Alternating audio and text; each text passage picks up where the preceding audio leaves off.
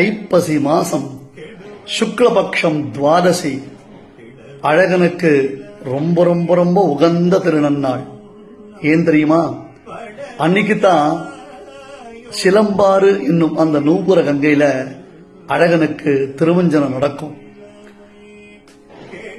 வளரிளம் பொழில் சூழ் மாலிருஞ்சோலை மலைக்கு மேல எம்பெருமான் திருவிக்கிரமாவதாரம் எடுத்த பொழுது அவனுடைய திருவடியிலிருந்து பிறகின கங்கை. கங்கையை காட்டிலும் இந்த நூபுர கங்கைக்கு சிலம்பாருக்கு அவ்வளவு பெருமை உண்டாம். குதிச்சென்று குதிச்சென்று கோவிந்தா கோஷத்தோட அழகன் மலையேறி போற அந்த சவாரி இருக்கே, ஆங்கிலத்துல இப்ப சஃபாரின்றோம் இல்ல, அந்த சவாரி அழகே அழகு. உய்யாரமா அங்க போவான். இந்த குழந்தைகள்லாம் ஒரு யானையை பார்த்தா, நல்ல அழகான தீர்த்த நீர்வீழ்ச்சியை பார்த்தா எவ்வளவு ஆனந்தப்படும். அந்த மாதிரி அழகனுக்கு அந்த சிலம்பாறுல தீர்த்தாமாடுறதுன்னா அவ்வளவு பிடிக்குமா. கிருஷ்ணாவதாரத்துல யமுனையில தீர்த்தாமாடினா மாதிரி சிலம்பாறு அதை நோக்கி புறப்பாடு கண்டறிடக்கூடிய அழகன் அப்படியே சில்லுன்னு அந்த தீர்த்தம் திருமேனில வருஷிக்கும். என்ன ஒரு ஆனந்தம்!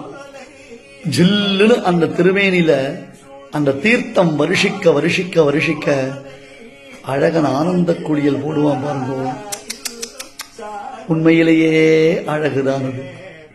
நூபுரகங்கை அழகுன்னு சொல்றதா, திருமாலிருஞ்சோலைக்கு அழகை சொல்லுவதா, அங்கே பக்தர்கள் கூடியிருந்து இந்த காட்சியை கண்ணார சேவித்து ஆனந்தப்படுகிறார்களே அதை அழகுன்னு சொல்றதா, இந்த எல்லா அழகுக்கும் அழகு சேர்க்கக்கூடிய பரமசுவாமியான அழகனுடைய அழக வர்ணிப்பதா? ஐப்பசி மாசம் சுக்லபக்ஷ துவாதசி நூபுரகங்க திருமஞ்சனம் அழகோ அழகு.